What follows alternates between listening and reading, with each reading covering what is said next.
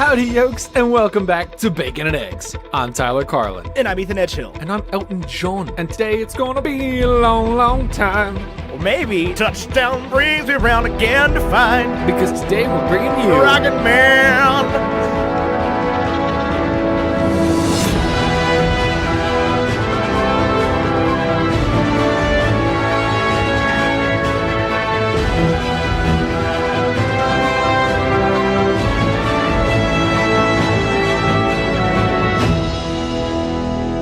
Howdy, yokes. Future Ethan here. Just got a quick announcement for you. I am going to be at the Super Carlin Brothers Meetup in Washington, D.C., the great capital of our nation, on June 30th of this month, 2019. If you want to come hang out with me during that day, we're going to be seeing Toy Story, we're going to be hanging out, we're going to be taking pictures, we're going to be doing all kinds of things. It's me, Seamus Gorman, the Super Carlin Brothers, all the cool people you want to come see. You can get tickets to that event by clicking the link down below. It's the first thing listed. It's eventbrite.com/something really long that doesn't fit nicely in a sentence. But go to that link, hit the button, buy tickets, come see me in DC, do it. Cannot wait. Man, I'm sure that sounded great with our super dramatic intro music playing underneath it. right? Like the Avengers. The strings. Oh my God. So Rocketman was released May 31st, 2019, 4 days ago of this recording. $40 million budget, made $57 million worldwide, 91% critic rating, 88% audience rating on Rotten Tomatoes, and a 70 on Metacritic. Ethan, do you have a negative review for me? I do. I've got a negative review coming straight to you, hot, fresh from The New Yorker. David Edelstein of The New Yorker says, Rocketman has unusual dramatic heft for a jukebox musical, but that's a big curve on which to grade. The tip the tongue, tipping the lips. The characters are still skin deep. Oddly enough, you don't have a New Yorker. That was from New York Magazine / Vulture. I have the New Yorker. New York Magazine / Vulture. Man, okay, listen. Just want to talk about something. Before you get into your positive review, just want to talk about something real quick. Fortnite. You, Vulture. Who's Vulture? Still mad about that Billy Joel list. Y'all were wrong. Erroneous on all accounts. If there was a list of every Elton John song ever made, ranked, what would be the worst? Elton John's. No, let's top of your head. Worst Elton I have John no song. idea, because there's many for which I do not know. There were many in this movie I did not know. There we go. Elton John's 50 greatest songs, space, ranked, ! Line, music, line, The Guardian. You think The Guardian knows anything about Elton John? That was the number one result. That was the number one result for Elton John music ranked. Okay, listen. What's their worst? Number 50? Yeah. Island Girl. Yeah, we're into Elton John songs I don't know territory. Although number 48, Honky Cat, was featured in this movie. It was. Anyway, Anthony Lane from The New Yorker. Positive review from Anthony Lane this week. You may remember last week he did not like Aladdin. This week he says, if you need somebody to recount the rise of a British rock god from pallid suburbia to the Baroque extremes of fame, and to create a stir without causing too much a fuss, Fletcher is your man. Fletcher, of course, being Dexter Fletcher, the director of this film, who, I just showed up, I guess, to Kingsman 2 and was like, hey guys, what if we did this? But instead of starring Elton John, it just was Elton John. With the same guy from Kingsman. With the same guy. Because it was Marv, it was produced by Matthew Vaughn, it was the whole thing. Yeah, I mean, I think that you're just going to see that being a thing. With the Taron Egerton works with Marv? Just that whole crew sort of runs together. I'm surprised Mark Strong wasn't in it. Mark Strong would have been a great Stephen McIntosh in this movie. Stephen McIntosh, the actor. I have no idea what Elton John's father's name is. Also, Dexter Fletcher did not direct Kingsman 2. No, Matthew Vaughn did. Well, you made it sound like he had something to do with Kingsman 2. No, he showed up to Kingsman 2 and was like, what if you let me direct it? This was Kingsman 2. This was the sequel. No, there already was a Kingsman 2. No. Let me, okay, let's run it down. Taron Egerton changes his clothes and flies to America. What movie is that? That's an oversimplification. And Elton John is involved. Okay, listen. That's a pretty small detail. Okay, Taron Egerton wasn't freaking Simba. This is Dexter Fletcher's second jukebox musical he directed. After what? Sunshine on Life? The movie featuring nothing but the music of the Proclaimers, who apparently have more than one song. No. Apparently, they made a whole movie. Wild. Who's in this cast? George McKay, Kevin Guthrie. Who? I know the name Kevin Guthrie. I've seen this guy in a thing. He also directed Eddie the Eagle, which was pretty good. Oh, I've seen him in Fantastic Beasts and Where to Find Them. That's where I've seen him. Anyway, let's talk about this movie real quick. I do want to state that normally on this show, we do a lot of blockbusters, movies that bust the blocks. This movie finished third place in its own opening weekend. To Aladdin? To Godzilla and then Aladdin. Godzilla and Aladdin. Where's Infinity War at these days? Or Endgame. That's what I mean. Boxofficemojo.com. Like where the full weekend chart. That was number 6. Ooh. 8 million domestic. I lost to John Wick, Ma. Lost to Godzilla, Rocketman. Aladdin, Rocketman, Ma, John Wick. Beat Detective Pikachu. Beat Booksmart. Hey, have you seen Booksmart yet? No. Go see it. Okay, I'm getting a little bored of that rhetoric. So it's Pride Month, Ethan, so we're reviewing all LGBTQ movies on the show this month. I know, we were supposed to have a guest for this one, but I tried to go see this movie on Friday, and the projector broke, and I was out of town literally until like 2 a.m. last night. So we could not record this morning when we were supposed to, and therefore this movie about a gay icon is brought to you by 2 straight white dudes who just really love Elton John music. We'll end gays. And gays as well. I'll tell you. Let's. But those two things I are love entirely exclusive. Like, I would love the gays if Elton John was not gay, and I would also love Elton John. Right. If he was not gay. I mean, I have no idea if I would love Elton John if he was not gay. I think things would have taken a dramatic turn for the different. It's possible. That was a big awakening in his part. Let's talk about the movie. I want to talk about a binary review. So binary reviews on Bacon and Eggs are brought to you by none other than Carlin Brothers Coffee, the best cup of coffee in the world. Father's Day is just around the corner. 2 weeks. Okay. Is it really? Now, what does your dad love more than you? A cup of coffee. So get him what he really wants this Father's Day and get him a cup of Joe. But Tyler, what if my dad's name isn't Joe? Joe refers to coffee. Does it really? Yeah, and you know what? You can go to you can go to Why Carlin is Brothers that Coffee. so funny? Because I almost said my company's website. You can go to carlinbrotherscoffee.com/discount/bacon or just use promo code BACON at checkout for 10% off your whole order. Or if you've already done that, or if you just want to use a different promo code, you can go to carlinbrotherscoffee.com/discount/eggs or just use promo code EGGS at checkout for 10% off your whole order. Oh, hey, Tyler, I have some Carlin Brothers coffee for you, by the way. You have mine? I do. Oh, I've been dreaming of I've it. had it for a month. I did not lie to you. I forgot. It was like, what's a lie of omission, but like accidental. I just didn't say anything lie. about it. I was like, oh It's man, still a lie. I need to get Tyler's coffee.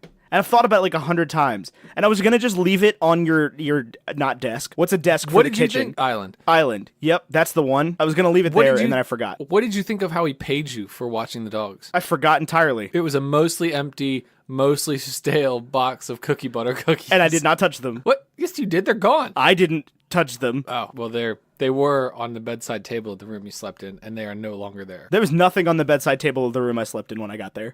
Well, that was your payment. So I hope you enjoyed the it. ghosts got it. I did Anyway. borrow some of your coffee, though. I want to talk about Rocketman the movie. I want to talk about, because I have a lot of thoughts here. I really genuinely do. I have numerous thoughts. Last week we were accused of being uncharacteristically on topic. So I don't know if, is that a good thing or a bad thing? Nobody commented on it. Yeah, I saw one comment from Ineth Fuenmayor that we were uncharacteristically on topic. I remember the name of who said it and everything. Yeah, but that's not like okay. Let's not stack the deck either way against us here. That is not a like organic comment. That is us talking to one of our Discord moderators and being like, so what'd you think? But no, we can be super on topic again. I mean, I'm sure we'll derail. I definitely have a toothpaste and orange juice to talk about. Definitely have a toothpaste and orange juice. I want to talk my about oh my. Does it involve mayonnaise? No, I have Fortnite? I've got a question. I have for toothpaste and orange juice, and then I have a toothpaste junior, like a travel size toothpaste that does involve mayonnaise. Just not even a rant. Just a quick story. We'll get there. Real quick, before we get there, before we get to binary. Fortnite, Kill Mary, Rail Tequila, shot of mayo, shot of spicy mustard. Do I? How am I to consume the mustard? Shot. Just like tip it on back. Tip it on back, no pickleback, nothing. And I kill the Fortnite- mayo out. Like out completely. Get the mayo out of here as fast as humanly possible. Okay. I mean, I do love tequila, but it's like one of those sentences. Rail tequila, you know. Ethan, But this is like aristocrat. This is what I'm saying though. Is like, you know how you just you say like, oh, I love a good blank as just a generic way to introduce the fact that you love the general of something. No, I love a good tequila. I I know exactly what you But mean. like there. a shot of spicy mustard, I would vomit immediately. There's a chance I'm keeping the. There's a good chance if it's my first thing that I'm drinking. There's a good chance I can keep the tequila down. There's a not good chance I could keep like an entire shot glass full of Golden's spicy mustard down. I'm talking Grey Poupon. That is not spicy. That is Dijon. You need a spicy Dijon. Right, but it is not inherently like you would not like you. I don't think Grey Poupon says spicy mustard on the front. I think it does. See, I was thinking like the Golden's spicy brown. You know what I mean? You know what I'm saying? That's spicy mustard. Dijon. Oh, Dijon. Mary. I crank back a shot of Dijon. No problem. It does not say spicy. Because Dijon isn't you know? spicy. That's not like it's tart. Interesting. It's tangy. So you're Fortniting a shot of tequila? I mean, it's just they're interchangeable. It's like if I can get some like gastropub deconstructed sandwich going on with that mustard. I think that's your Mary option then. That's what I said. Yeah, marry the mustard. Yeah, okay. Yeah, just roll up a ham and just like line some salt. I don't put salt on my sandwiches, but I don't put any like You don't put salt on a sandwich? no. I don't put any like granulated condiment on my sandwiches. This is such a weird conversation. You don't put salt and pepper on your sandwich? No. I thought I knew you. I really did. That's what the mustard's for, man. I would have made you a sandwich with salt and pepper on it. If you asked me to go make I mean, you a I'm not sandwich, going to be upset if I have a sandwich with salt and pepper on You know it. what's crazy? You know what's crazy? If you told me to go make you a sandwich, if you were just like, "Hey man, this never happens." Okay, because we're like grown and married. yeah, pause this whole conversation. I'm sitting on your couch in the living room, right? And you're like, "Hey man, can I get you a sandwich?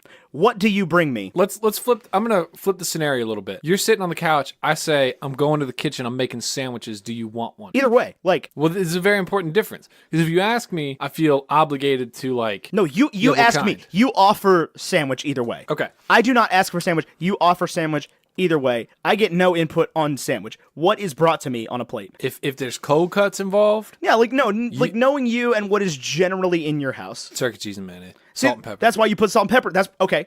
Let's pause the whole conversation right here. I know we just said we were gonna be super movie heavy, but we got to dive into something right here. Okay, this is why you put salt and pepper on your Fortnite and sandwiches because your condiment is mayonnaise, which is not a condiment. It has no flavor. It is sandwich lubricant. My it's sandwich is sandwich lubricant. motor oil. Like. And Yeah, you know what? mayonnaise was But you know what mayonnaise. else makes a sandwich not dry? Mayonnaise, not mayonnaise. Correct. Mustard. Mustard makes a sandwich not dry. I got my But I don't M's want mustard. I don't want mustard on cold bread. I lost you there. I don't want mustard on cold bread. What kind of statement is that? I want mustard on like a dog or like a. Also, A, Cuban? why is your bread cold?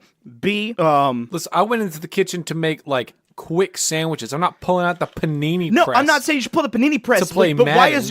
is your bread cold? Do you like keep it in the fridge? No, cold bread being not heated bread. So like room temperature, like untoasted bread. Yeah, untoasted bread doesn't get mustard. Also, just slap that stuff in the toaster real quick. The bread I'd probably throw in the toaster. But I'm thinking I put mustard on a sandwich with hot meat. Nah, hot meat, cold meat. What's the really good one that has mustard? The hot meat sandwich, the Cuban or the I always get these mixed Cuban up. has mustard. This is the one that messes me up.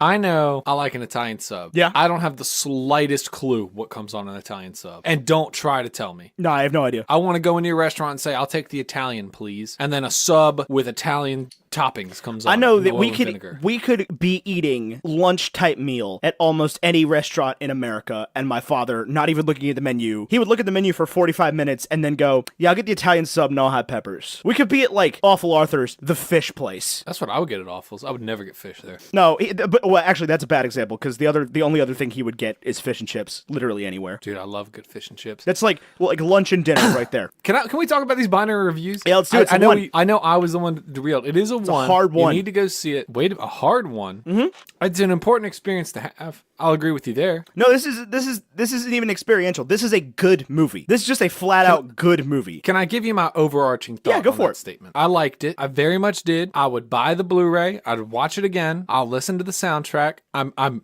there on every step. When we got to him getting back to rehab, leaving Madison Square Garden, I felt like there hadn't been a central conflict. I could see that. I could definitely see that. So the movie ended and I was like, what? But that central conflict was that his mom's statement being true, that he was nobody loved him. But like the real Elton John got married 2 years later. Correct. But the real Elton John, I think, also had to go into rehab to figure that out. Yeah. So yeah, it was this like man versus self conflict, right? Well, because that was Elton John's story since he went into rehab is not interesting anymore.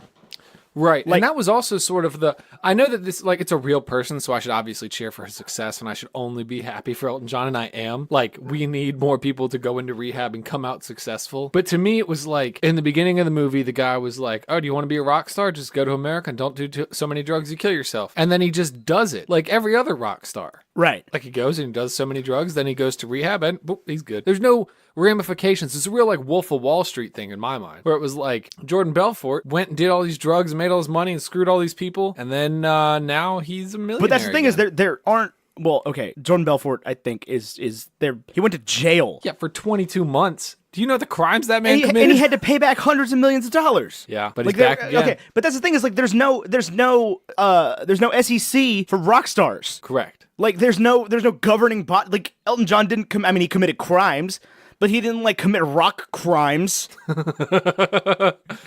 Where he was No, he brought stuck before, it to like, the man. a judge and a jury of his rock star peers. Can you imagine Mick that Jagger court? wasn't in the Fortnite. In front row of the jury box, like, that's not it, Chief. Freddie Mercury and that's the big question. I've seen a lot of reviews that make sweeping statements like, this is better than Bohemian Rhapsody ever. This is better than Bohemian Rhapsody ever. I 100%. know I was that I actually agree. going to come in. I was going to come into this review saying that this movie was everything that Bohemian Rhapsody could have and probably should have been. This had scenes that Bohemian Rhapsody would have benefited from, but I think Bohemian Rhapsody had a certain type of depth that this lacked. I think that the conversation around Bohemian Rhapsody, it went straight, like, so many people that saw and love Bohemian Rhapsody, and I don't think there's anything wrong with this, but they equate like dark and sad with depth in a way that just isn't there. I will agree with In that. Bohemian Rhapsody, it's like people look at it and go, well, this movie was like 65% depressing as hell. Therefore, it has to be that. My brain is telling me that means it's good. That it's like, it's deep Yeah, and it's that's introspective. the Dark Knight effect. I agree, but like the Dark Knight was different and better. The Dark Knight was deep. So I had a religious experience with this film. Okay, so tell me about that, and then I want to literally unpack it. I want to dive into it real quick. Okay, I want to speak about one scene. No, go for it. That's what I'm saying. Yeah. So the Rocketman sequence, from when he's standing on the diving board to when he's like blasts off. Yeah. Now Elton John is a figure that I love and always have. I've never been like, oh, Elton John's music sucks. Like, I've never thought that.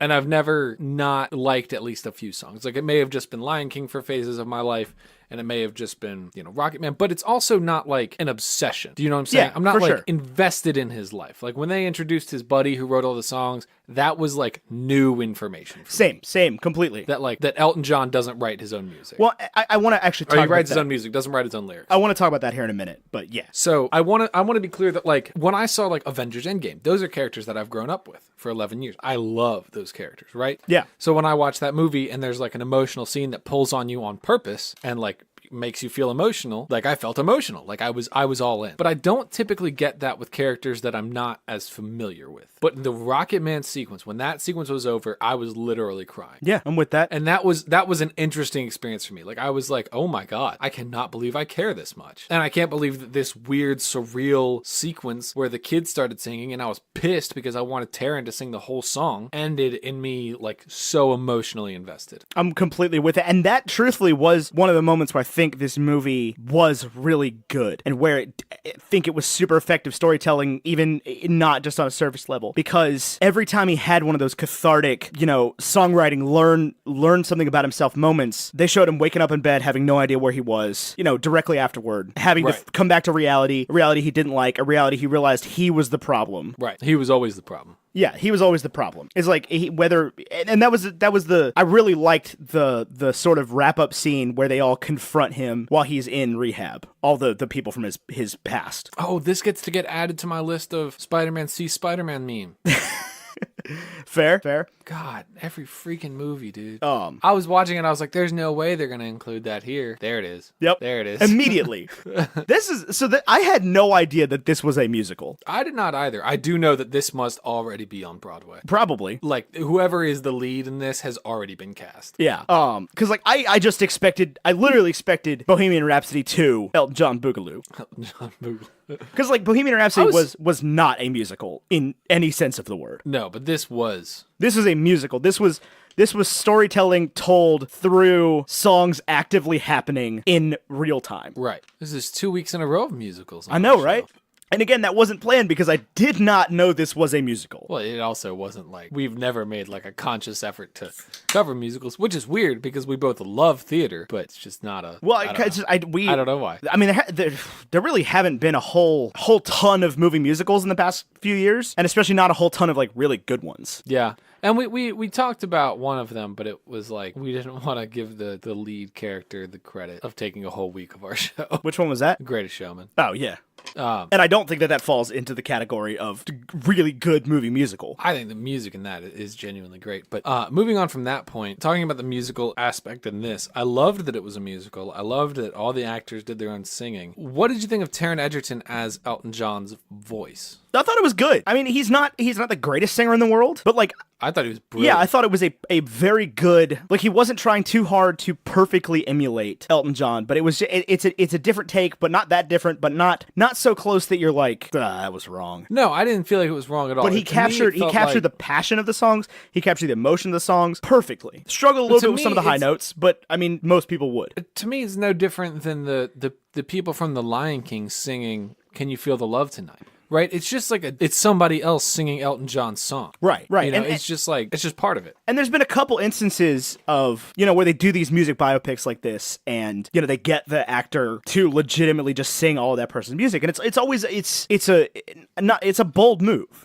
Especially when that person is like alive and there. And like super involved in the film. For sure. And is also like, you already know each other. You were in a movie together. Right. We're in a movie with the same production team. Right. Yeah, I thought he did a great job. I really did. I mean, he looked the part, he acted the part, like, he was perfect. You know what I think is crazy about Taron Egerton? He is the face of a genuinely good action franchise. Agree? Yeah. And now he is this amazing character role, Elton John. And he was Robin Hood, but like whatever. And I still think we haven't seen his defining role. Maybe we've seen his defining role, but not his like Robert Downey Jr. was in Kiss Kiss Bang Bang, but he's Tony Fortnite Stark. Right. Well, this is the second movie I think we've reviewed all year that has legitimate Oscar legs. What Oscar leg do you think this has? I think it'll probably get a nomination, but not a win by any means for Best Picture. It'll do the same thing Bohemian Rhapsody did there. I think that you've got a serious contender for Best Actor. That would make me very happy. And I'm sure it'll win,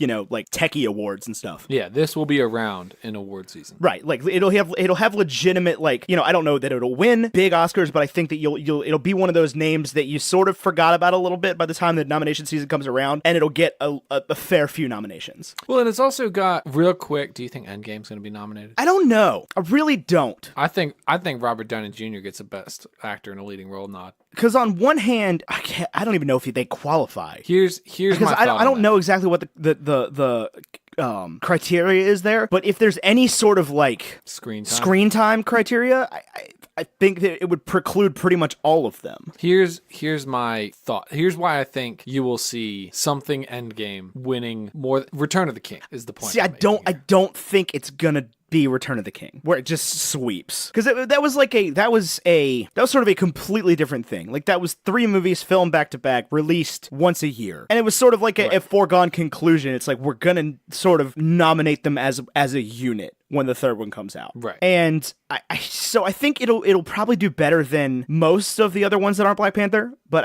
I think it'll probably sort of fall flat of Return of the King. I don't think it'll do the Return of the King thing, but I do think it has a real chance. I mean, if there's a Marvel movie to this win year at least that gets nominated for Best Picture, it'll be Endgame. I think it has a real chance at Best Picture and Leading Role and all the techie ones. I don't think it'll win Best Picture. I believe it will be nominated. Yeah, I was think Avatar? Sure it was. I don't know though. That's not like supposed to count in any way. I know it's not, but I think when an action blockbuster is that successful, and I know that they're the only things that are that successful, right? It's like Star Wars, Avatar, right. Titanic. I guess Titanic's not an action blockbuster.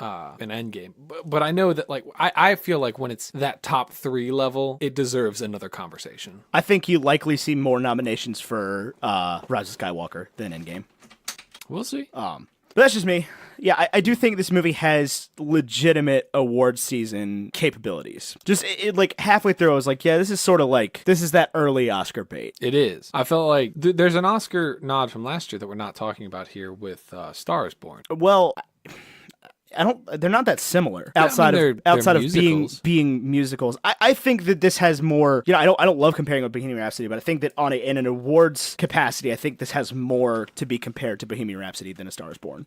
I would generally agree with you there. And actually, when it comes down to it, I don't like. I've gone back and forth on my feelings for Bohemian Rhapsody. And like on one hand, I don't really remember much of the film at this point, but I know that the role, what's his name, Rami Malek, genuinely was like unbelievable. Yeah, no, that was a very, very good performance. Yeah, I didn't like that he didn't sing the songs. I would have preferred that. I don't think he can sing, and I don't think anybody is expected to sing the way that. No, but I would have, and that was was a lot of my problem with that movie.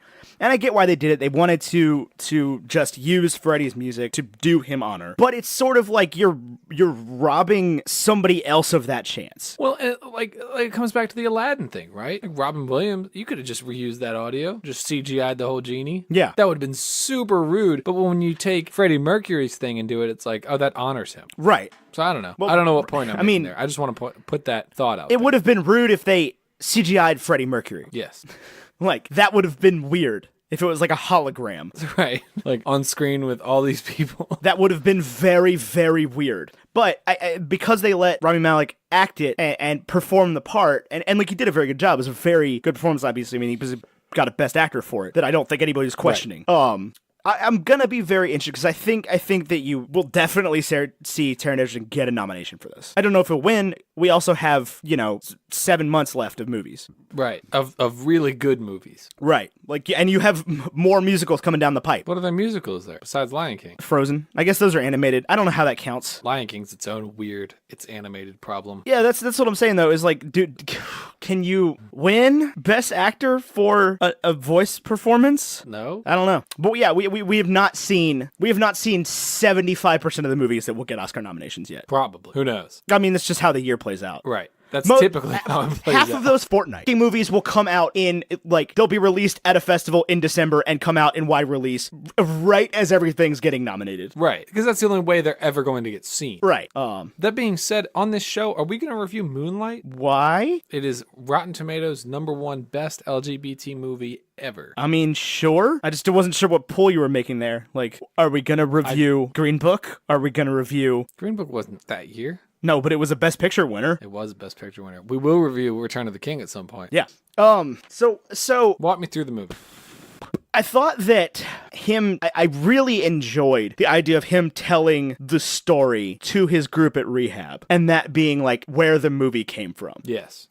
It's the same thing that with Aladdin last week, is it lends credence to the story being different from reality. Yes, because it is being told by the most fantastic man. Right, it is being told to you, A, by the person who it happened to, the only authoritative source of the material, and B, it's being told to you by a person who is larger than life just in general. Right. He would have made a good genie. Elton John? Yeah. Probably, yeah. Definitely wouldn't have hated that. He's not the best actor. Just even as like an old man, that would have been great to see him in the headdress with the like band director staff. Right. I'm trying to think how he would sing it, but I can't sing like Elton John. I'll tell you one thing is they did a very poor job in this movie of not making Taron Egerton look jacked. The dude's huge. Yeah, he was like standing there in the baseball tee with the lipstick, and I was like, this man has shoulders for days. Yeah, he's a very handsome and broad dude. Right, like they did a good job with his hair. They did a really good job just in general of making him look like Elton John, and I never had a problem believing him in the part. Like, I've seen a lot of, when they get huge actors, well, I guess Taron Egerton's probably not a huge actor, but like he's a huge actor to me because like I've seen a bunch of his movies, the things he's known I've for. I've seen Kingsman like a bajillion I've seen Kingsman like a times. bajillion. He is Eggsy Unwin. Right. But like, and a lot of times, like, get these huge actors to do these parts in biopics, I have a hard time putting myself into the character. Right. Like when they did that, Steve Jobs movie with Ashton Kutcher, I was like, this is just Ashton Kutcher. Right. Now the Fassbender one, that one sucked me right Yeah. in. Because they did recognizable turtleneck Steve Jobs for that movie. Right. Like, not Ashton Kutcher was in the turtleneck for half of one scene in that whole movie. And the funny thing was, it was like all set in the 70s when Ashton Kutcher was like playing that 70s show. He looks like Michael Kelso. Like, right. And nobody has any clue what Steve Jobs looked like in the Fortnite 70s. Maybe like Ashton Kutcher. I mean, he might have, but like I know Steve. You know Steve Jobs as turtleneck, gray hair, there, keynote Steve Jobs. Right. I don't know. But yeah, I'd never had a problem believing Taron Egerton in this part. And honestly, when they got to the end and play the credits and they were like, and his mom is Bryce Dallas Howard. I'm like, it was? I had the same question. I was like, who was Bryce Dallas Howard in this I know. movie? And they were like, she's Sheila. And I'm like, no way. That was the woman that played Professor Umbridge's daughter. Umbridge had a daughter? No, but it looks like her, but younger. Oh. She was. Is that weird Steve to Jobs me in the 70s? Yeah. Okay, really Fortnite. Does look like Ashton Kutcher. Yeah. That's wild. Maybe that movie made sense to everybody else. I mean, this is some He wild actually shit. This does. is side by Guys, side. go look up an old picture of Steve Jobs if you've never done this. He actually really does look like Ashton Kutcher. Statement retracted. Some wild ass shit. He also Bonkers. looks like Adam Driver. He very much does look like Adam Driver, but Adam Driver wasn't when Jobs Right. came out. There was no Adam Driver. He was busy kicking. Apex Legends. Was he in Kick-Ass? I should probably watch No, Kick-Ass. He was a Marine. Oh, I don't know. Talk about He was Matthew a Marine. Vaughn. Oh, you never seen Kick-Ass? I've never seen Kick-Ass, no. We talk about Kick-Ass. It's- We talk about Kick-Ass all the time. It's an important conversation to have, Ethan. There are not a lot of worthwhile non-Marvel DC superhero films on this show that is almost always about superhero films. No, but it's not even that. It's like we just always keep coming back to it because every movie we review has some actor that was in Kick-Ass. Well, Nick Cage is in everything. I don't Who was the think little girl? we have reviewed a single movie that has Nicolas Cage in it on this show. We did National Treasure. Okay, I don't think we reviewed any other movies that have Nicolas Cage in it on this show. We have reviewed no tangentially caged movies. And honestly, Probably I not. forgot that we did National Treasure because we didn't talk about National Treasure. I think that was the episode that I ranted about North Carolina gas stations. Was that Pump Don't Work? I think it was either Pump Don't Work or it was when I first brought up the saga of the Baconator. It's one of those two. I don't know. Because that's one of the ones that people always talk to me. I know that Froyo was the Lego movie. I know that. But that's the one that people. I was thinking about Froyo reference. today. Do you ever think about how Froyo, Sweet Frog, fully rely on God? Did you ever think about how Froyo costs more than what Judas sold Jesus for? Never. I never. That thought I think never about it every crosses day- my mind. Every single day do I think about that. Well, how much is a piece of silver? It doesn't even matter. How much is this freaking, I don't know. If you dropped 30 solid silver coins down to me at Sweet Frog, I'd be like, I don't even know how to make this change, but this is way too much money. I don't think so. Silver's not that cheap. Okay, hold on. Like, there's Judas a was- reason we don't use gold coins anymore. Okay, here's the thing. Based on these interpretations, Judas was paid anywhere between $90 and $3,000 in today's sums. Okay, so that is way more than a cup of Froyo. No, it's not. Yes, Ethan, it it's like is. 40 pounds. Do you know how heavy cream is in its frozen form? Oh my god, we're not diving back into this. A cup of Froyo is exorbitantly priced, but it's like $9. It's like 13. 13 is the number I have in mind. You put too many gummy bears in your Froyo. 13.50. 13.65 That's a lot. actually. That's two people. It's exactly the freaking problem, Ethan. Is the freaking Froyo cost too Darn much. Fully rely on God to provide me with a real job to pay for this. I don't make that in a year. Yeah, you make a lot more than $13.50 in a year. Ethan, You that's know not what it's about. you okay? own a house, right? Like you are aware of the It's fact about that you own a expendable home. income. It's dessert, Ethan. Dessert should be the cheapest part of the menu. It should go like water is the cheapest, and then dessert, and then apps, and then entrees. And while we're at it, a lot of you seem to like freaking mozzarella sticks, and you're all freaking wrong. I get it. You want your vegetarian appetizer. I'm with you, okay? But if you're okay with cheese, then you still just get freaking nachos, which are better than mozzarella sticks in every single way, okay? Like most nachos have meat on them. You do know that, right? You could just say, give me the nachos sans meat. Sans means without. That's a little culture for you, Ethan. Welcome to Italy. Nice to meet you. I'm hanging up this Skype call right now. I'm out. Fortnite. I'm out. I quit. Jeez, nice to meet you. Jesus Christ. Anyway, sequences in the movie. What'd you think of it? There were songs in this movie that there were not a single word of. They were just Elton John noise through the whole thing. They like that, and that scene where he is in the office with the first record executive, and that dude throws out like Daniel and like several other really famous Elton John songs, and Right. they're like, "Oh, we got him in the movie for about 3 seconds." Right. And But there was shit. they spent a long time on Honky Cat. They did spend a long time on Honky Cat.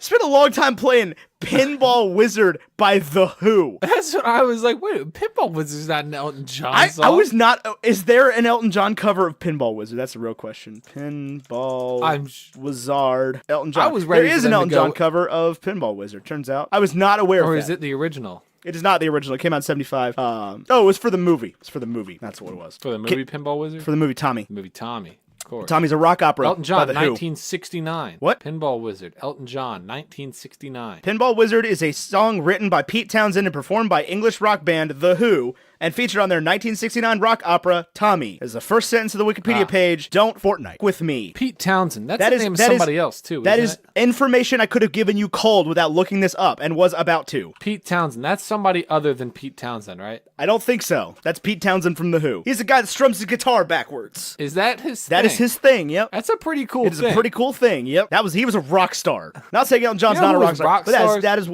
what Elton John, I did know that from Tommy, the movie. It's very sad. Very sad. Very sad movie. Let me ask you a question, Ethan. Yo, what's up? All these movies about rock stars showing like how glamorous, they're not freaking Motley Crue. Nobody is. None of these movies about rock stars have shown glamour. What? This movie was depressing as Fortnite. Rocketman, Bohemian Rhapsody was depressing as Fortnite. The Dirt about Motley Crue was depressing as Fortnite. Yeah, do you know what those Motley Crue guys did on tour? Yes, everyone knows what those Everything. Motley Crue guys did on tour. They're like the rock star did- legends, okay? Those guys did all the drugs. But it happened for a long time before them, okay? Keith Moon from The Who drove a Rolls Royce into a Fortnite fucking pool at a hotel for no I just reason. don't- How are these guys writing songs that everyone relates to? How many times have you driven a car into a pool? They're Ethan? okay because their songs aren't about anything. That's true. That's true. It's all a sham. Like the Beatles got famous on songs like "Love Me Do" and "Can't Buy Me Love" and 8 Days a Week. They're Can I just tell you something? they're good songs. They're catchy songs. They are complete and utter Fortnite fucking nonsense. Love Me Do didn't exist in my life until 2 months ago. And I'm still not sure I've heard it. I listened to Love, it and I love was me like, do. You I was know like- I love you, so please love me do. yeah, that song doesn't exist. It came out like You guys made 1962. it. Y'all made it up. It's not We did not real. make it up. It's not real. It never existed. It did. I'm sure that it's old and it's been around forever. I put out a poll. Love not Me too Do long is ago. the I was like, debut. what's- Hold on. Love Me Do is the debut single by the English rock pop band The Beatles. What is it that the Beatles are that BTS isn't? That's what I want to know. Nothing. Have you heard the Stevie Aoki remix of Mic Drop? That song Fortnite. It's harder than any Beatles song ever in history. Is that a BTS thing? I don't know what that is. Dude, listen to the just hold on. Right now. You just get to listen to like the first minute and a half. Go to YouTube and look up the Stevie Aoki remix of Mic Drop. Is it on Spotify? I have no idea. Probably. But there's something to be gained from looking at the video. Oh, okay. I do see it right here. So I have to watch the video, or can I? I mean, do listen whatever you want, but it just bangs. It is not playing at all. Well- we're gonna go to YouTube. That's how good it is. I'm gonna tell you right now, while I'm thinking about it, the Spotify for desktop is garbage. Yes. Spotify lives and dies as a mobile app. Also, I considered the other day signing the brand up for Tidal so that we could listen to Jay-Z music. I would have. But it is totally approved that. $13 a month, which is too much to pay for that service. Okay, I've never heard a BTS song in my life, so get ready. Which of these cold drink brands would you consider choosing? All of them. None of the above. Hold on. Pause. Everything through the Yeti. I don't listen to it too. I can still hear you. I know. Okay. I know Steve Aoki is also Asian. Yeah. But like Steve Aoki looking guys beat up BTS looking guys. Yeah. In the parking lot. Yeah, accurate. And I don't know anything about BTS. Also, you know how like sometimes when you listen to a new song by an artist you never heard of before, you never listened to, you're like, this is literal garbage. And if you listen to this, I hate you. Is that how you feel about BTS? No, it's not. Because I like that. I'm not like a BTS stan. I like that one song. That's the only song I know. I've listened to 90 seconds of BTS. I'm not well versed enough to say that I hate it. But I think what happens is, you remember when Friday came out by Rebecca Black and everybody was like, this girl deserves to die. Yeah. And everybody was like way wrong about that. Like, Yeah. she was just a kid. But then like the more you listen to it, you're like, I hate this, but I'm going to keep watching this video because it's kind of freaking catchy. Yeah? Where are you going with that? I think that's every song people listen to now. Is like we just listen to it until it's catchy to us. And then we're like, I kind of like this. We Stockholm Syndrome yes and no. every song. Yes and no. I definitely do that with stuff where I'm like, I hate this song. And then I'll hear it again and I'm like, I still hate this song. And I'm sitting there like, Young blood, say you want it, say you want it. No, the first time I heard Young Blood by 5 Seconds of Summer, I knew we had a hit. Oh yeah, I was like, this is it. Like the dude starts singing, remember the ones I told you love me till the day I die. And I was like, okay, I'm with it. And then that beat kicks in. Yeah, what a bop. I'm like, oh, okay. Anyway. I mean, that's how it is. That's how it is with like the first time you heard Old Town Road. You were like, this is a joke, right? Like this is a joke. Like we're kidding. Right? And that now you listen to that song, you're like, yeah, I love Lil Nas X. Gonna take my horse to the old town road. Truthfully though, I do love Lil Nas X. Just as like a person. I don't know anything I follow about him, dude, but he's like a Mr. Beast type, isn't he? Yeah, I follow him on Twitter. He's just like the nicest guy. Yeah. He's like a Mr. Beast. He's like, I'm a rapper and I'm gonna have a country chart topper because I can. Yeah. And they kicked him off the country chart, and Billy Ray Cyrus was like, I got this. Gonna take my horse to the old town road, I'm gonna ride. But when I first heard it, I was like, oh, this is the stupid thing that the youth are into today, right? This is the TikTok thing. Yeah. And then I started listening to it, and I was like, yeah, this song is dumb as hell. And then I couldn't stop listening to it ever. Yeah. I had one of those on my, recently downloaded onto my Spotify. Downloaded onto my Spotify. And That's high praise. ever since I got unlimited data, I don't download anything. And then I'll be running through like a patch of like no service. I'm like, I have no music. I don't know what music is. Selfie by the Chainsmokers was part of that fate. Bad Guy by Billie Eilish.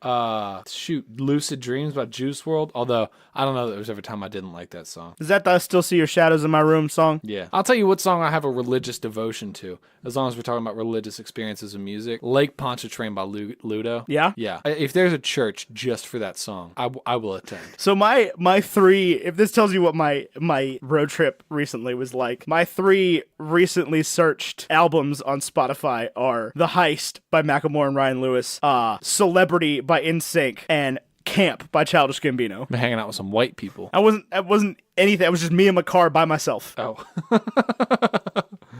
Jamming out some late stage NSYNC. Has that got pop on it? It does. That is late. It was me going, I want to listen to pop, and then me going, I owned this CD. Do I remember any other song off this CD? The answer's no. No? No, they have a song like that's entirely based around Pac-Man sounds. That's pretty cool. And I don't think, as a kid, I did not know that. I probably skipped over that song like these are weird noises. Anyway, BTS, better than the Beatles ever. I don't know about that, but you can't spell Beatles without BTS. That's true. I don't care that it's not done so great in reviews so far. I am still excited for Yesterday to come out. Has it not done great in reviews? No, it's doing all right. What about the Bruce Springsteen one? That comes out in like August. Do you know what else comes out in August? My Baby. Yeah, Yesterday released at some festival, I can't remember which one. Might have been Tribeca, and it got a 65 based on 26 reviews. On Rotten Tomatoes? Yeah. Or on? Yesterday came out in 2004, and there's no critic consensus yet, but it got a 94% audience rating. So it's not the one. I just think that it's such an interesting concept for a movie. I do too. I think it looks interesting. I also know that you're an Ed Sheeran stan, which is I do really like Ed Sheeran. And you look like James Corden. And I know that when the trailer was released, there was like a certain section of the internet that was like, I hate Ed Sheeran and I hate James Corden. So this obviously sucks. So I'm curious what that's like being James Corden who loves Ed Sheeran. First of all, I am not James Corden. Carpool karaoke is way too clever for me. Carpool karaoke is not too clever for you. You could nail carpool karaoke. Yeah, but I wouldn't have thought of it. It's too simple. It's too perfect. Here's the thing. A guy like me can't think of carpool karaoke. A guy like me thinks of carpool karaoke and people are like, that's a lazy idea. You need to do something more creative that's more work. Right? I can't just submit a blank canvas and be like, this is modern art. By the way, just talking about the tomatometer for a second, Aladdin has gone the other way, away from fresh, dropped to 56. Really? Yep. Godzilla King of the Monsters down to a fat 39. Secret Life of Pets 2 is 71. Apparently this John Negroni loved The Last Black Man in San Francisco. High praise. Worth seeing. If it is anywhere near you, probably going to be also an award contender from what people are saying so far. Who directed this? Joe Talbot. One credit. Yeah, I don't know who he is. I don't think anybody does. But John saw it at like the world premiere in San Francisco, which was cool. Well, that is cool. I love when John does cool things. I live vicariously through John. Like, Film Twitter me lives vicariously through John a lot. So what's your favorite Elton John song? And was it featured in this movie? Yeah, it's Rocketman. Is it? Probably. I thought you were going to say, like, Can You Feel the Love Tonight or something. No. Circle of Life. No, it's definitely not one of the Lion King songs. No? I do think it's crazy there's 2 Elton John musicals this year. That's exciting. I don't think I would call The Lion King an Elton John musical. Let's see. Is there like the essential Elton John album? Elton John has more songs than I could ever pretend to know. Yeah, he's had a long career. This is Elton John. I like your song. Let's see. So look on This Is Elton John. I guess it's a playlist on Spotify. Yeah. I like...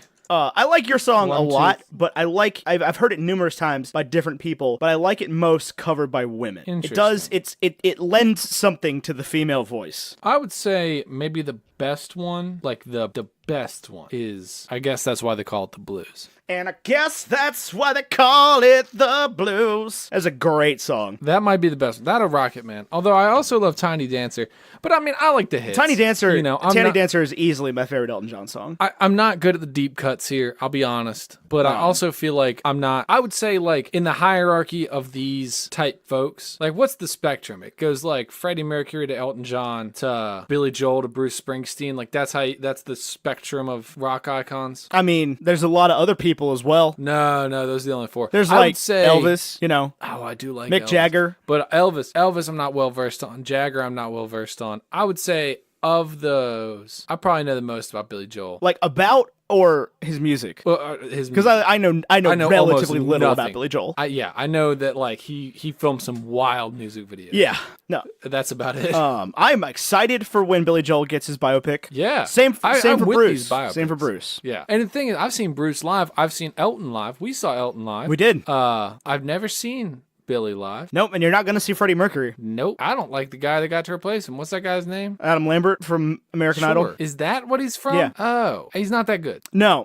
And he, Fortnite, took the words to We Are the Champions of the Oscars, which is pretty bad. Anyway, my favorite Elton John song, I think, is Tiny Dancer. You know what I do like about Elton John is I feel absolutely no shame for liking the hits the best. No, I don't think you should feel any shame for that. And there were Elton John songs in this movie that I forgot were Elton John songs, specifically Don't Let the Sun Go Down on Me, which is an excellent song that I always forget is Elton John. He has there are certain songs he does, like that's why they call it the blues, Tiny Dancer, Rocketman, where it's that Elton John sound. Yeah. And there are other songs where it's not. It could be anybody. Well, he went through phases. Yeah, there were phases where it was like I'm Elton John. Right. Like and phases where it was like I'm the singer. Like Saturday Night's All Right for Fighting, Crocodile Rock. That is definitely like a period in Elton John's life. I have a question for you. Do you know, how's your Elton John history? Did the songs that played in the film come out in the order, like in any sort of accurate order to his actual life? Or did they pick and choose I can do his full discography? I can do some quick fact checking here. My understanding is that for the most part... Yeah, for the most part, accurate. Sort of, yeah. But Goodbye Yellow Brick Road was not. Goodbye Yellow Brick Road is not like a late Elton John song. It's but on... He's still putting out tracks. Yeah. So. Well, not even like late to the party in this movie. It was... That was Saturday Night's All Right for Fighting, which is the first song, sort of like one of the first songs sort of featured. Because I don't know either of the other two. I don't even know if this is an Elton John song. But that was on Goodbye Yellow Brick Road, just 73, so fairly early. Now my thing with Goodbye Yellow Brick Road was that it came in a part of the film. It came at the end of the film, but it was almost like the fact that it was an early piece in his story was like it was like the whole thing coming full circle. Well, yeah, it's that's a movie. I mean, that's a song that it was chosen in that part of the movie for its thematic purpose. Right. But Goodbye Yellow Brick Road gave us Saturday Night's All Right for Fighting, Goodbye Yellow Brick Road, obviously Benny and the Jets, and Candle in the Wind. So we would refer to that as one hell of an album. It's not 5,000 Can Wind. No. When did Don't Shoot Me, I'm Only a Piano Player come out? I can't spell crocodile. So that was 72. So it's you know, it's not super accurate. What was your song on? Your song was 70. So that's sort of accurate. They showed that one as like his first like big hit. Yeah. Let me ask you this. This was a film, we review a lot of movies on this channel. We do? A lot on this show. We talk about movies? We do. And I want to ask you a question. I don't even know if it's like, am I supposed to bring it up? Am I not? But there were some graphic scenes in this film, more so than I think you see in most of these movies that we review. Okay. I'm just curious. There's one in particular, like the one where he like decides, yes, I'm a homosexual. school, and he has the sex scene with the manager guy. Yeah, No. with Rob Stark. Yes. Is that what his name is? Yeah. I don't know. Well, no, that's he's Rob Stark from Game of Thrones. Oh, okay. That was all I could see. So, Like that was one of the people I was unable to separate. Gave a very average performance here. oh, I thought he did good. Richard Really? Madden? I didn't like it. I thought that when he, and I guess it's supposed to sort of be like this, but that was the part that was jarring for me when he pulls Elton out of the phone booth and like hits him in the face. I was like, this is a really sharp turn in this person's character. I think it was supposed to show that he never really cared. I guess, but like it didn't. There was no like leading to that. There was no like. I mean, I think what's interesting to me is that Elton points out at the end that he was like, I was always mad because I thought you loved me, and you never did. So I was fighting for something that I never had. right, because he didn't love him. He cared about the business. He saw him as a money-making opportunity. Right. That he had sex with. Right. Well, he basically preyed on him because he knew he was gay and he could use that. Right. I thought that was an interesting Anyway, scene. so yes, you were talking about graphic. So where were you going with that? I don't know. I don't know. Like, I don't think it's good or bad or in any way. I'm and I think this about any sex scenes in films, I'm typically a leave it to the imagination type when it comes to I mean, they did that type of they scene. did a So pretty. I'm curious your take on it. I don't think that scene was particularly that graphic. Maybe it's because I was sitting like knee to knee with my father. It's entirely possible. But I thought it was good where they sort of there was a moment of like hot and heavy passion and then it pans up to the sun Right. and then cuts back down. Like I thought that was good. It's a very very gently R-rated movie. Not with the language. There wasn't that much language. What? I wasn't like I don't even I wasn't notice like it. I just watched the shocked. film. No, I didn't feel like there was a moment where I was like, they didn't need to say Fortnite there. for sure. And there was like copious cocaine usage. There's a lot of cocaine. But Dexter Fletcher, the director, actually gave an interview about the rating, saying that they tried to make it an R-rated movie because Elton John himself specifically said his life up to that point was not PG-13, It wasn't. and that they wanted to accurately portray that without being the Wolf of Wall Street. Now, I'll say I recently listened to an interview with, what's his name? The Wolf. Jordan Belfort. Jordan Belfort. So that's why he's sort of on my mind. But I did see a lot of parallels there. I did not, aside from somebody that has money and does drugs. And then loses it all. Yeah, but that's the story. They all do. They're not Hollywood it right never now. lasts. Hollywood right now is not going to release a movie about drugs are cool. That's true. That would be a bad movie. Right, it's like, I mean, we're not maybe. gonna get, like- Might be a good movie. We're not going Might to be get a white nuanced way dudes. to tell it. We're not going to get rich white dudes do cocaine in the movie. And succeed. Right. And how that to is the succeed in reason business they while doing succeed. as much cocaine as possible Without really trying. without really trying. I don't think that's the movie. Although if they do the musical version, I think they've got a chance. How to apply for a job. That's how they get it all in the nose. That's how they get the voice up there. I'll tell you. Speaking of I have no idea what it feels like to smoke coke. to smoke, yeah, I think we're good there. Just so we're clear. I don't think anybody. I don't know if it's going I to don't make think me sound more nasally. or not. Anybody is sitting there like, yeah, Tyler probably knows about hard drugs. Tyler who just said, I don't even know how to smoke cocaine. Let me tell you straight up. If I was ever in the same room as like a proper hard drug like cocaine, I would just cry. I'd be like, I can't handle this. This is not what I signed up for. I'm leaving and I'm crying. Also, tell me to bring my brown pants next time. It's like Aziz Ansari talking about if he ever got invited to a party where they were doing heroin, he would die, but not from the heroin because he got so scared and fell off a building. That's exactly what would happen. But no, I would be like, this is not me. Do not. yeah, I think that it's important to keep sort of hammering home every 6 months or so these like, hey, maybe don't do a bunch of drugs movies. Yeah, no, I agree. Doing drugs is bad. I had a point. It's gone. Yeah? It's gone. Gone. Yeah. Remember what you told me to love me till the day I die. Did you ever hear speaking of Bohemian Rhapsody, did you ever hear their cover of Killer Queen? Queen? No. Five Sauce. I think so, and I think I hate Really? it. I love it. I listen to it relatively frequently. It's one of like 4 songs actually downloaded on my phone. Let's see. Let me give it the good old college try. This has been Tyler Quietly Listens to Music, the podcast. I'll tell you one thing about these 5 Sauce guys. For one thing, they are one sauce, but they are good, talented musicians. What do you mean one sauce? Well, they're not. They're like a salsa. Like I don't even know what that means. Like, what do you say? I don't either. I have no idea. I'll tell you one thing. these guys are like pop rock in a way that I feel like I'm supposed to not like it. But Yeah, you're obviously supposed to don't hate not. them. It's like trendy because they're It's like trendy sounding.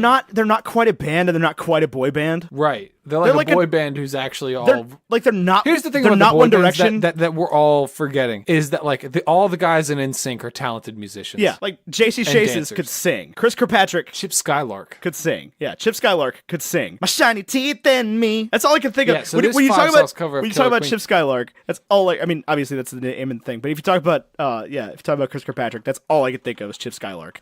Yeah, he sang. You know, he had more than one song. Yeah, he had My Shiny Teeth and Me. He had Icky Vicky. Yeah. Yeah. Chip Skylark smacks. Anyway, I've liked Five Sauce since I heard that first song about the underwear. Which song about the She Looks So Perfect. I've liked what these trendy. Look, I'll tell you, bands. okay. I like Five Sauce a lot better than I've never listened to Laney, Lany. I don't know what that is. Okay, look. But- Okay, look. I don't know how to pronounce it either. I have no idea. That band's pretty good. Nobody tell Kelly Atkins that I think that band's pretty good. Got it? Okay, she's never gonna listen to I this, won't tell so her. great. Nobody tell her. She might find out. She can find out. It's fine. But like, here's the thing. Okay, we all after NSYNC and the Backstreet Boys and all them sort of faded from the thing. We entered into the age of the like high voiced single guy singing music. Tenors. Yeah.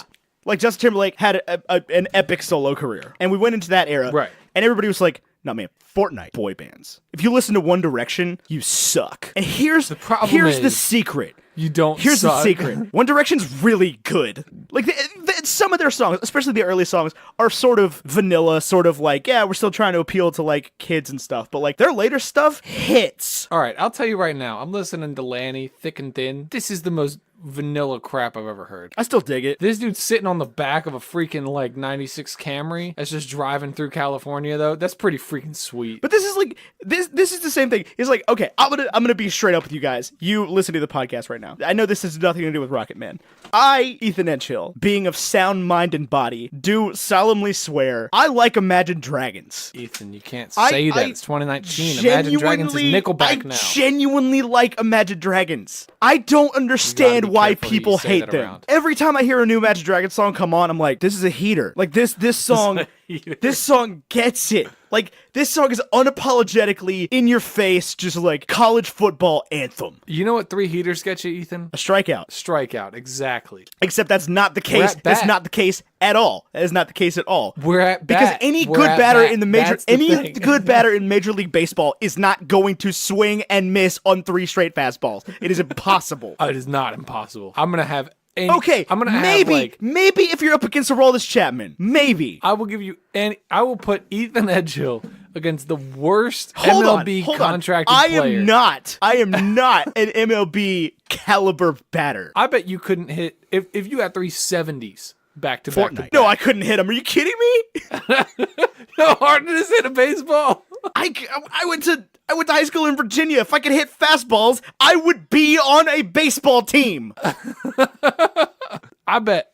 No, I couldn't. You could get a 6-year-old to pitch me the ball, and I couldn't. But hit like it. we talk about, and I give a lot of to baseball too. It's the most boring professional sport we have in America.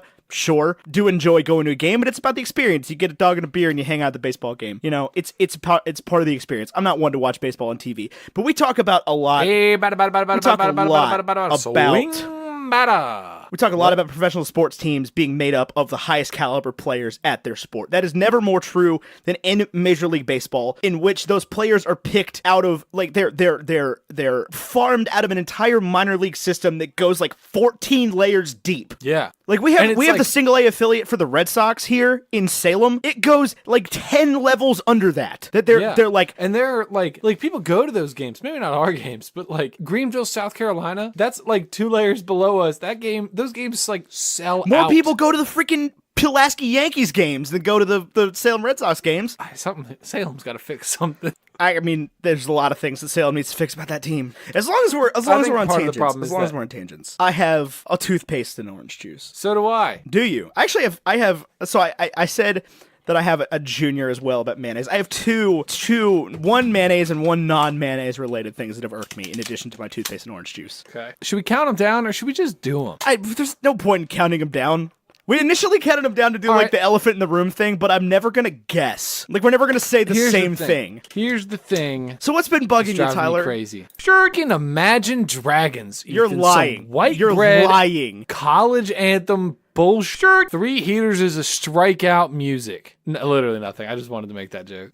No, but you didn't actually have one? No. Nothing's gotten to you. I just thought that joke was really good. Nothing's gotten to you since the last time we did a toothpaste and orange juice. Are you trying to bait something? No, I just think that you've got one that you're not giving us. I'll tell you, well. Yeah, here we go. That's always a good start. I'll tell you, well, hang on. Shoot. Shoot. I'll let you go. Let me hear about your crap. Okay, so I was on the phone today with Citibank, the credit card company. What did Citibank do to you? Have you ever gotten so like you know how when you call one of those like huge corporations, there's always like an automated message where it's like, you know, hey, if you want to do this, press star, and if you need Spanish, press 2, and for all this. And you do what you got to do, but like if you call in and you need to talk to a person, right? Like there's no way they can help you, because especially when you call a credit card company and the first thing that they say is like, "Hey, what's the last 4 digits of your credit card number?" And you're like, "I have no idea. I never got the card in the mail." I'm like, "You can't help me. Your automated thing can't help me. I don't need to pay a bill." And their Fortnite system goes on and on and on and on. It's like, "Thank you for calling Citibank. For English, press 1. For Spanish, press 2. For Mandarin, press 3. For double Spanish, press 4. and you press 1. You're sitting there pressing 1, and it's like, nope. And it goes, "Please enter your social security number or your card number." And I'm a social security number. "Sorry, we didn't quite get that. Please enter your card number." I can't do that. I don't know what you want me to say. Finally, after all this, it connects me. It's like, "Please hold for the next available representative." I'm like, "Great, thank you. Your call will be answered in the order it was received." Great. "This call may be recorded for monitoring purposes." Awesome. And then it rings once, and it comes back on, and it's like, "By the way, did you know that you could pay your bill online with Citi Bill Pay? All you need to do is go online to citi.com and register with your card number." Fine. Okay. Anyway, I get on the phone with the person. They ask me for all of my information. And I'm like, "Hey, not a big deal. Just like, can you send me the card? Because I never got my card." They're like, "You never got your card?" And I'm like, "No, I never got my card." And he's like, "Okay, we're showing that you got your card." I'm like, "I didn't." He's like, "Is this your mailing address?" I'm like, "Yes." And he's like, "Then you got your card." I'm like, "But I didn't. I don't have it." And he's like, "So you don't have your card?" "No, I don't have my card." That goes on for 5 more minutes, and he transfers me to somebody else who, again, asked me for all of my information, where I was born, what my blood type is, you know, what my 3rd favorite type of Cheeto is, all of this. Quick. What is your 3rd favorite type of Cheeto? I don't even know more than one. Flamin' Hot. Oh, no. Rookie answer. Original 3rd best Cheeto. It's puffed, then original, then Flamin' Hot. No, it's a Flamin' Hot, then puffed. No. Flamin' Hot Cheetos is the inferior hot snack. Andy Cap's Hot Fries, Fortnite. Q. Andy Cap's Hot Fries are obviously better, but this is an Andy Cap Hot Fry conversation. This is a Cheetos right, but conversation. when am I hold on. Hey, Tyler, a lot of times you talk a lot on this show, man. Right now, this the 3rd of June 2019, you're gonna shut the Fortnite up and listen to me. Got it? I have never once in my God-bequeathed life walked into 7-Eleven and been like, "I'm gonna get a hot snack right now. Fortnite. These hot fries." Not once. No, 7-Eleven. Who is going to put me in the position where I have to pick either get Flamin' Hot Cheetos or I don't have a hot snack? When is that going to be the case? Sam's Club. Are you buying Sam's Club size bags of Flamin' Hot Cheetos? I did in high school. Let me tell you what it's about, Ethan. I feel sorry. I feel retroactively sorry for your butthole. Here's the thing, Ethan. If I go into, this is a true story. If I go into a 7-Eleven that doesn't have Andy Cap's Hot Fries, I get off at the next exit. Yeah. And go to 7-Eleven. Yeah, because at that point I've decided I want Andy Cap's Hot Fries. There's no denying me the sweet, hot pleasure. So what's your least favorite kind of Cheeto? Original. Are there only 3 kinds of Cheetos? My least favorite kind of Cheeto is a chili flavored Fritos. That's my least favorite kind of every snack. You don't like the chili Fritos, the twirls? No, they're gross. The bag's like a gross color, and they come in like the snack pack, so you end up at like a cookout, and that's all that's left after everybody's got all the good chips. Oh my God. And it's just 37 There's bags. Cheeto flavors I've never had. I'm sure there are. Okay. let's talk about this real quick. This is important. Okay. What do you think of cheddar jalapeno crunchy, like original style, but cheddar jalapeno? It's got to be better than Flamin' Hot, but I'm not crazy about the flavor of a jalapeno. As am I. I like the spice. I don't like the pepper. Yeah, part. but that's my problem with Flamin' Hot Cheetos is they don't taste like anything. They're just like warm. Now, Flamin' Hot Chipotle Ranch. That's probably pretty good. Flamin' Hot Paws. Don't know what that means. They are just regular. Oh, they're not Flamin' Hot. They're just Cheetos that are paw. Anyway, I've got more to tell to this. Anyway, Okay. So I pick up with the second person, and she is just like, so wait, you didn't get your card? And I'm like, no, I didn't get my card. She then hangs up on me, and I was like, That's the worst And I was like, feeling in the okay, I'm gonna call back. What calling back means is that I have to go through the Fortnite phone tree again. Yeah. Do you ever like memorize the phone Oh yeah, tree when absolutely. these things Oh yeah, happen? absolutely. Anyway, Yeah, like if I'm paying my water bill, it's like 21422. yeah, I feel you. Thank you, Western Virginia Water So Authority. fast forward, okay? I get to the point where I'm on hold. They got the saxy hold music playing, right? Playing like some elevator version of Careless Whisper. Right. This is where it gets bad, man. This is where it gets bad. This time, I mess up, right? I'm trying to put the phone on speaker so I know when they pick up. This time, I hang up. Oh my God. Why would you do that, Ethan? I didn't mean to. My thumb slipped. I call back. I get through the phone tree again. I finally get somebody on the line. Either they hang up again or it gets disconnected. But it's really like, hello, my name is off. Fourth time I'm on the phone tree, man. I'm sitting here with the phone like, yes, no, shut the Fortnite up. I'm going to drive to Manhattan and burn your server to the ground. Long story short, I'm not getting a new card. No? No, because I got my card. Did you? No. Double cash? Yes, City Double Cash is right here. It's just expired. Oh, so you've been a double cash Yeah. guy. I'm a big fan of the double Yep. cash. I'm not crazy about City, but Big I fan do of the like double cash card. I don't even use this. As you can see, it's just sitting here on my desk. Oh, I can't see you at all. I don't know if you knew that. You can't? Oh, No. Skype's dumb. Anyway, my second thing, real quick. What trailers did you get before you saw this movie? I saw it at the Grandin, so I didn't see any trailer. There's not trailers at the Grandin? Well, we went in like 4 minutes late because I got a beer, Gotcha. but they were over by the time we went in. I had to sit through a darn trailer for Downton Abbey, the movie. They're making a movie? Making a movie. 6 seasons in a movie, huh? What this movie didn't do, what this trailer didn't do, was anything a trailer was supposed to do. I've never seen an episode of Downton Abbey, okay? That should not in any way preclude me from going to see the theatrical release. If they want to make money on it. No, agree with you. I don't even care what they think. That is the rule, okay? That is society, okay? Like, Okay. TV fair. is the subservient medium here. Right, no, I agree with you. I should not have to see Downton Abbey to even be interested in the movie. Your trailer should make me interested in the movie. It was a trailer for people that watch every episode of Downton Abbey and are going, Fortnite, yeah, there's a movie now. Which literally all you would have had to do is put up a date for those people. Yeah, you would have been like, oh yeah, Downton Abbey the movie. Right, if you showed me a picture of Bryan Cranston in a pair of underwear and just said September 20th, I would lose my goddarn mind. Oh yeah. But I had to sit through this 3-minute long trailer of absolutely nothing. Didn't tell me, I don't know anything about this show. Nothing. I know it's a bunch of rich British people live in a house, don't know why anybody likes them. It's got Maggie Smith in it. That's cool, I guess. That's it. That's all I know about this movie. I've seen episodes of that show, and I've never seen a single second of it. And this is like, everybody tells me I should watch it. Sure, great. But like, if the trailer, if you're gonna make me sit through the trailer, it should at least be a trailer that is interesting to the public, not just like this is a trailer for fans. Anyway, third thing, and then we get back to the movie real quick. I was at a Wendy's in. I don't know why I keep going back. I don't know why I try. I don't know what has gotten into you. Have you just considered? I other think fast I'm food just joints? like searching. I think subconsciously I'm searching for the story at this point. I'll tell you, I go back to the same Arby's that screws me every time, thinking like, okay, but they're gonna get it right this time. Anyway, I'm at a Every time. Wendy's just outside Charlottesville, Virginia. Driving back from Richmond, driving to Richmond. I'm hungry, right? I think I'm not any particular kind of hungry. I'm like maybe spend $4 on a meal kind of hungry. I get a 4 for $4. One of the options for the 4 for $4 is a double stack. Yeah. Double stack's a sandwich done in Fortnite. Can have mayonnaise on it.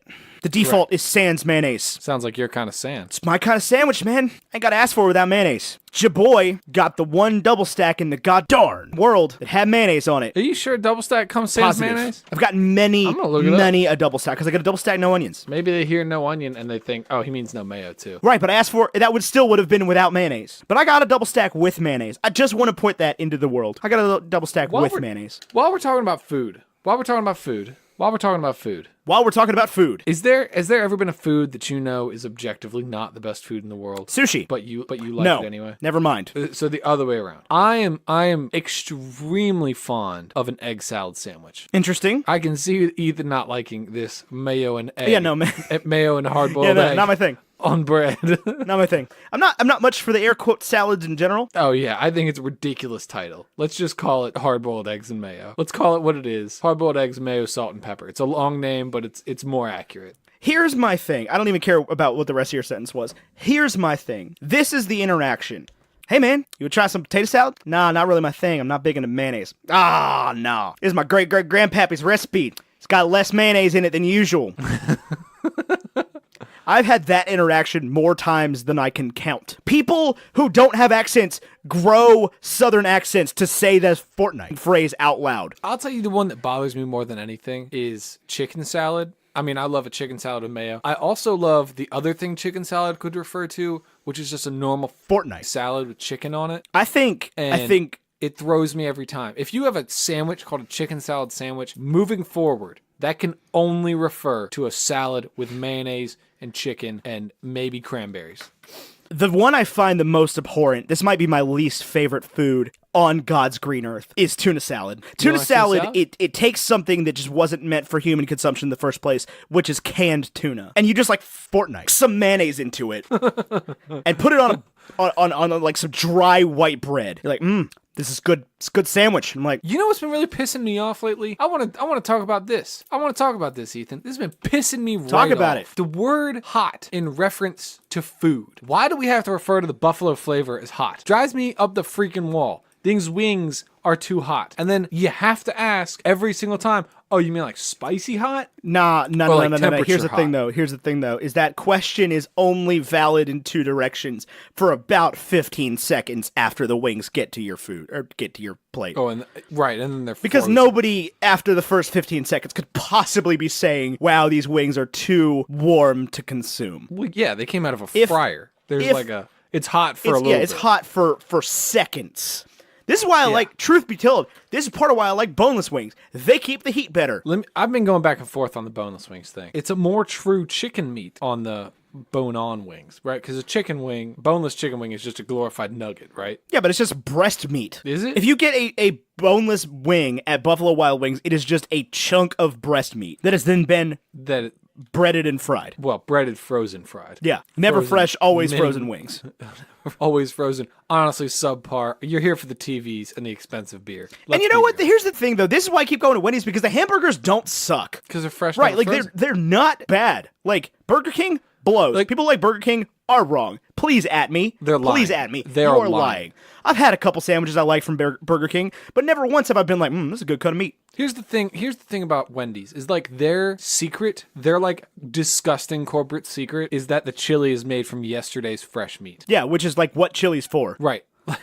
Like that's totally chili's a normal. Soup. That's what you make soup out of. It's shit that you didn't use yesterday. Right. Now, that pink meat tube thing, that's not in any fast food restaurant. I promise you would read about it. Oh, man, I was in Discord day. the other day, like, coming to bat for Taco Bell. Yeah. I promise you. Look, and there are exceptions to this rule, just like there are exceptions to any rule. First of all, you, the general person who's worried about the food at Taco Bell being oh so unsafe to eat, never go into the kitchen at a Mexican restaurant. I just guarantee, I've never even been in one, but I just guarantee you, like, you will throw up. If you go to El Rancho Plato in any given city in America, El Grande Taco, whatever it's called. You know what I'm talking about. You know the Mexican restaurant. It's got those booths. Booths. It's got the booths and it's got the carved tables. Yeah, you know exactly what I'm talking about. Food's good. Food's always good. It's always good. You know why? Because Arroz con pollo. everything in the restaurant has 4 Fortnite ingredients in it. Right. It's like seasoned beef, peppers, cheese, and rice. The only difference, And maybe a the only tortilla. difference between those places and Taco Bell is that Taco Bell stuff like comes from corporate. Right. Like they don't get like their own supplier. It just shows up on a truck and like their sauce comes in bags. That's the only difference. The Taco Bell stuff is pretty good. I'll say this, it is astonishingly plain. You can look at any item on Taco Bell's menu and be like, I know exactly what is in this. Like if you deconstruct a Crunchwrap, you're like, this has 5 things in it, and they all look fine.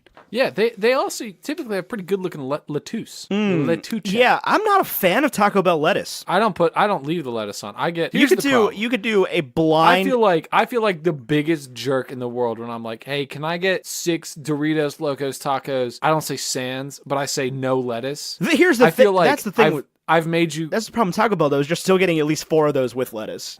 My assumption is that they made 4,000 Doritos Locos Tacos at 4 a.m, and now they have to open 6 of them and remove the lettuce. Yeah, because every time you get a taco with no lettuce, it's still got at least a couple little. Right. I don't know what the actual like behind the scenes structure of a Taco Bell is like. I don't know if they're like, no, we make it right then. We even fry the beef right there. Do they fry the beef? I don't know. No, we microwave the beef right there. Here's the thing with Taco Bell. Lettuce, specifically. You could set me up with 6 different kinds of lettuce, right? And on a blind taste test. And I couldn't tell you what 5 of them were. You could be like, this one's romaine, this one's iceberg, this one's this. It's like, but I could pick out the Taco Bell lettuce. It's 'cause it's no, hot. No. It's not even that. hot. It just tastes different. Because they microwave it with the rest of the 'Cause, like- taco. They made the taco at 4 a.m, and now they've got to microwave it because you're hungry at 2 p.m. Finish lunch, and on your way back to work was like, I really could go for some I'll get a taco from Taco Bell and won't feel like dealing with the no lettuce thing. I'll just just be like, yeah, let me get a number 2. Thank you.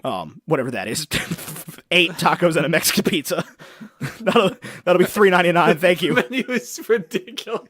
Makes absolutely no sense at all. And I'll eat it with lettuce, and then I'll like burp like 8 hours later and be like, oh, there's a Taco Bell lettuce. Just rumbling around in my gut. That was a long tangent. We talked hot and heavy about the movie there for about 45 minutes, and then we just like gone like a freight train. I might just stop in and ask Miss Bell for some of her sweet tea. That tweet was hilarious. I died. I literally died. Did you see who quote tweeted? Belle Tunstall, who still doesn't listen to this show, has no idea we've talked about her now twice. Quote tweeted, it was like, nobody has ever asked me for some of my sweet tea. That's because Belle Tunstall is, at most, 27 years old and has not at any point in her life become Miss Bell. I bet I'd be willing to try some sweet tea. That's not a euphemism. Yeah, because you said that like it was, though. Tea. I want iced black tea with sugar. Yeah, thank you. And the thing is, there are people on the side of the side of Australia where nobody even Fortnite lives right now that are like, yeah, I love some of Belle's sweet tea. It'd be awesome. That don't know who Belle Tunstall is. No clue. The random girl we went to college with who doesn't listen to this show. She also is not the Belle from that song. No, that's Luke Bryan's mom. Is her name really Belle? No, I don't think so. Because it's Billy Currington that sings that song. But Luke Bryan wrote it. He did. Really? He does a version of it that's actually better. No, it's not. It is.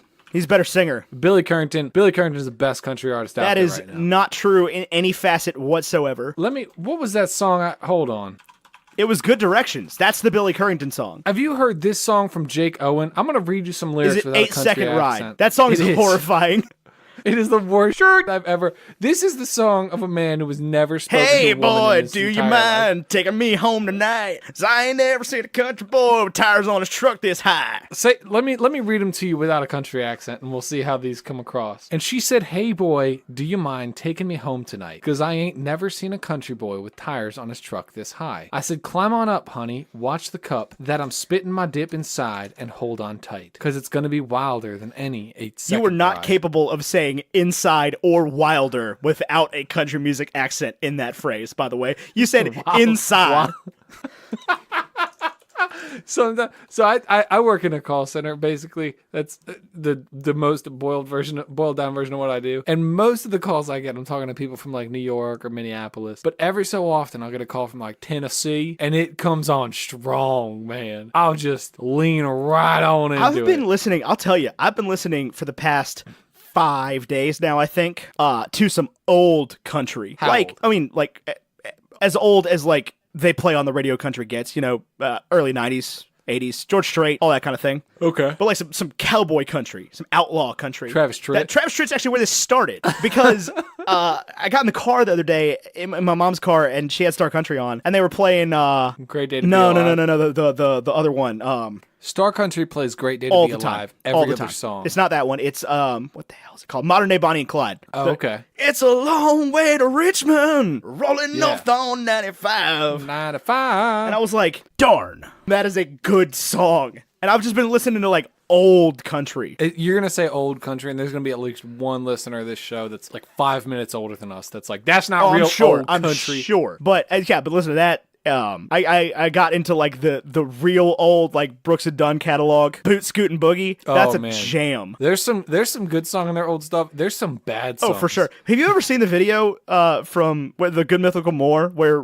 Rhett and Link just sang Boot Scoot and Boogie to each other the whole time? They were supposed to. I'll have to find it and send it to you. They were supposed to be doing something else, like they had some other organized activity they were doing, and they were like trying to write something, and Rhett just starts singing it, and Link's like, "No, that's not the words." And then they spend the next 5 minutes trying to remember the words to Boot Scoot and Boogie.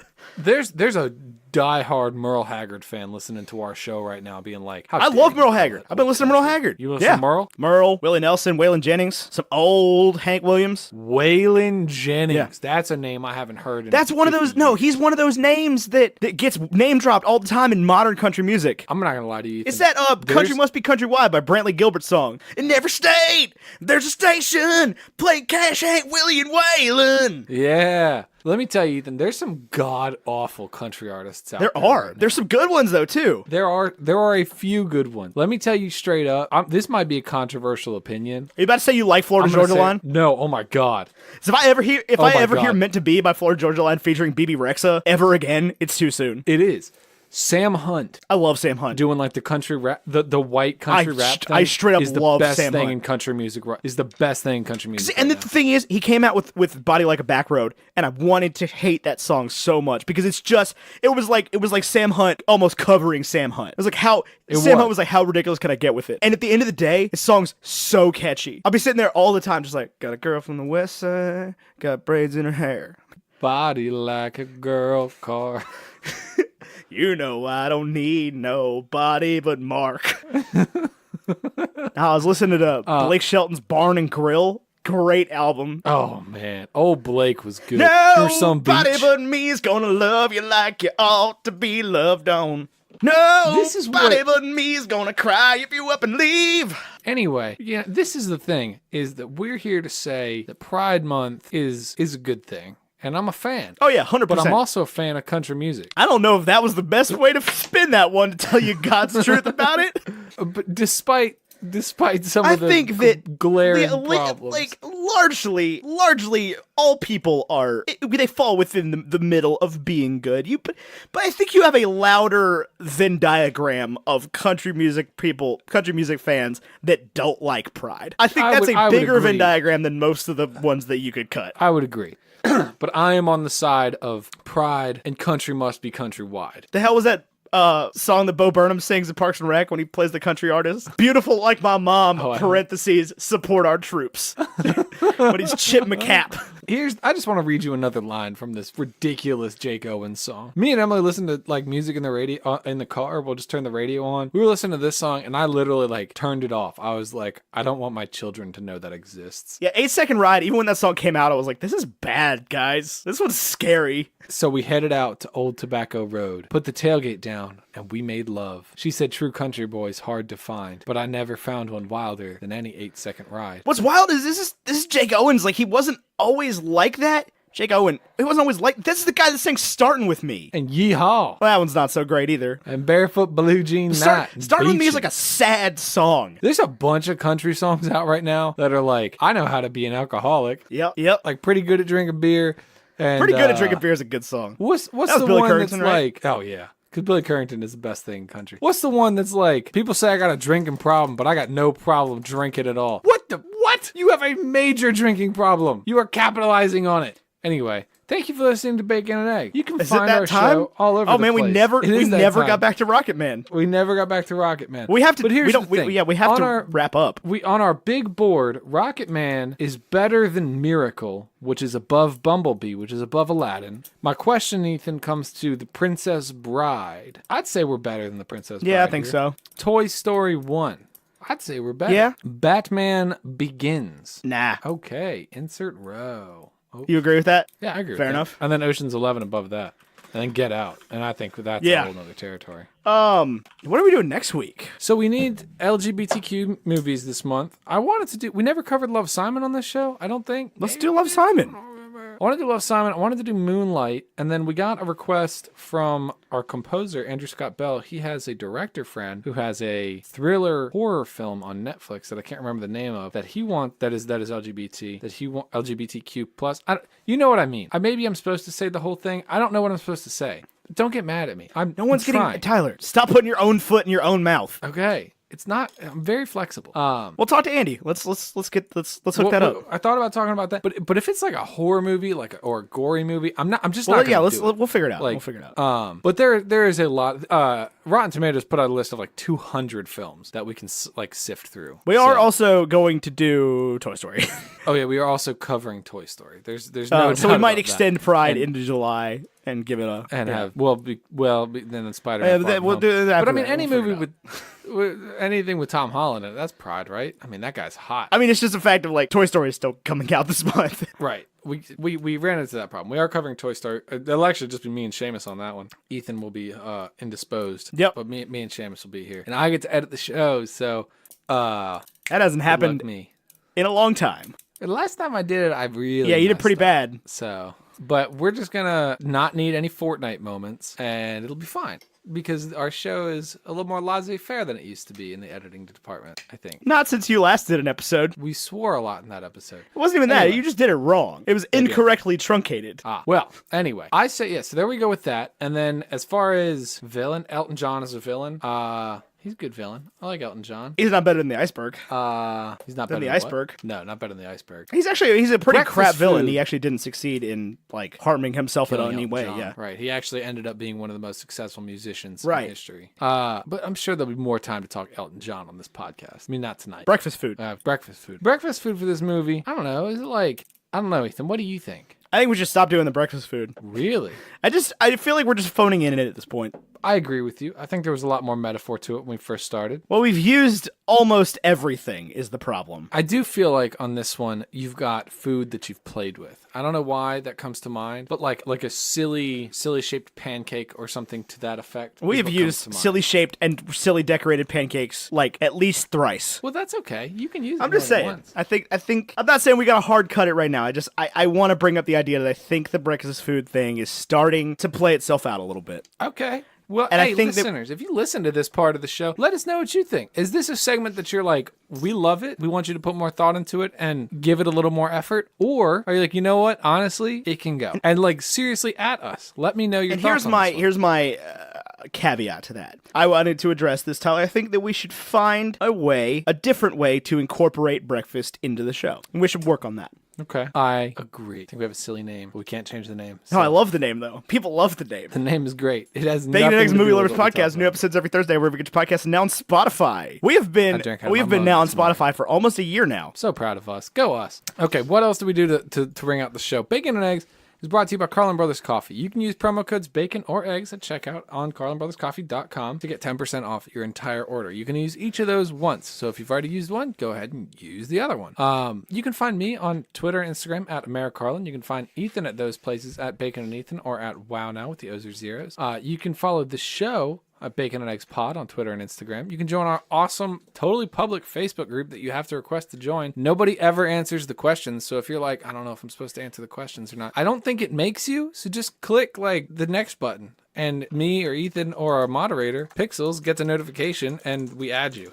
That's it. That's the whole process. Yep. I wish I could just make it just like click to join, because I feel like there's a barrier there. But there's not. You can also hang out with us on our Discord server or join us on Patreon if you love the show. If you feel it brings you value, you can go to patreon.com/baconandeggs and you can give some of that value back to us. It makes a huge difference in our lives and in the production of this show. And it really does help us out. So if you've got a little bit to help or to spare, it would really help us out. And every little bit does help. I think that's it. You did a great job. Nailed it. Thank you. I've been working on it. Got it in one. Yeah. Anyway, I think that's it. You got any final thoughts? Any last, I don't know. whatever you want. Any last? I just love Same. Elton John. Same. What a great movie. All right. I think that's it. you I gonna do guess. the thing? I don't know. Seeing how uncomfortable I can make you. I'm super uncomfortable. My dog's in here, though. I love my dog. Anyway, thank you for listening to another episode of Bacon and Eggs. I've been Ethan Edgehill. He's been Tyler Carlin. Until next week, arrivederci. And I think it's gonna be a long, long time.